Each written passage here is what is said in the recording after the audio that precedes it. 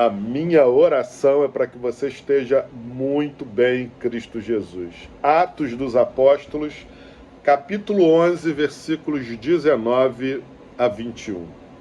Os que foram dispersos a partir da perseguição que começou com a morte de Estevão se espalharam até a Fenícia, Chipre e Antioquia, não anunciando a palavra a ninguém que não fosse judeu.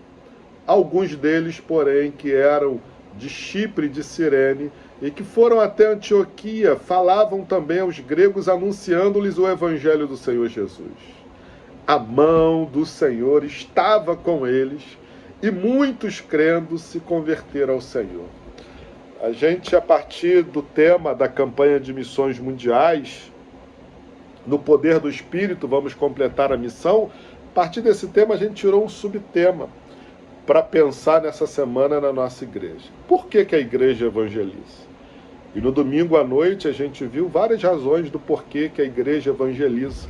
E hoje aqui a palavra do Senhor nos mostra que a igreja, ela não só deve obedecer essa ordem do Senhor, mas ela precisa evangelizar, porque a evangelização promove a ação poderosa de Deus na vida da igreja.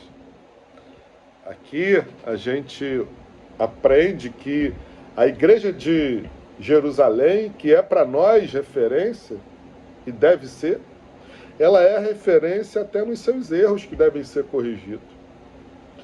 Porque para a igreja de Jerusalém, lá formada pelos apóstolos, aquela igreja que ficou grandona, né, a partir da descida do Espírito Santo, já desde lá do capítulo 2 de Atos, mostra o crescimento da igreja. Mas a visão deles ainda era uma visão limitada. Para eles era só judeu que deveria ouvir a palavra, e depois que converter todos os judeus, quem sabe, depois que a gente atingir toda Jerusalém, a gente vai para toda a Judéia, Samaria, até os confins da terra. Uma visão errada. A evangelização é simultânea.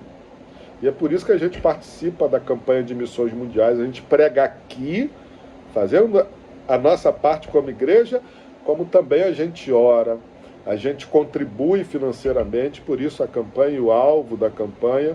A gente envia pessoas também até os confins da terra para pregar.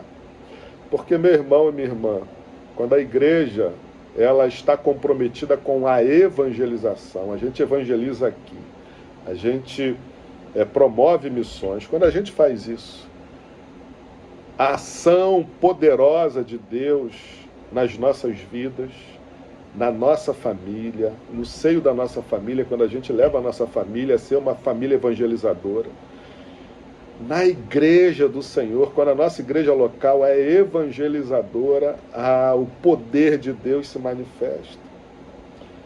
Ele cura, ele provém, ele liberta. Está aqui a mão do Senhor. Era com aqueles irmãos, porque a visão foi ampliada. Eles entenderam que a salvação de Jesus era também para aqueles pobres gregos ali, gentios, que não conheciam nada das Escrituras. Hoje a gente vive também em um mundo, uma sociedade, que as pessoas, desde novinhas, são cada vez mais e mais afastadas do Evangelho. Uma cultura satânica que é formada, em que as pessoas são completamente afastadas de todo o valor, de toda a compreensão e princípio bíblico.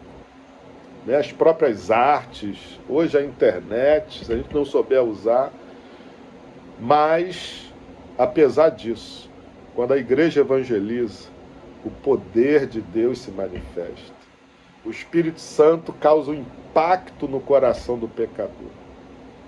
E ele compreende o Evangelho, ele compreende que ele precisa da salvação, que ele precisa do amor de Deus. E nós, como igreja, também, quando evangelizamos e vemos Deus agir na vida das pessoas, somos impactados. E a gente vive superações, a gente vive o crescimento no nosso meio, a gente vive os milagres de Deus no nosso meio. Então, meu irmão, minha irmã, como igreja, como crentes, como famílias cristãs, nós precisamos evangelizar. Não se intimide com esse mundo que está, de fato, cada vez mais e mais longe do Evangelho.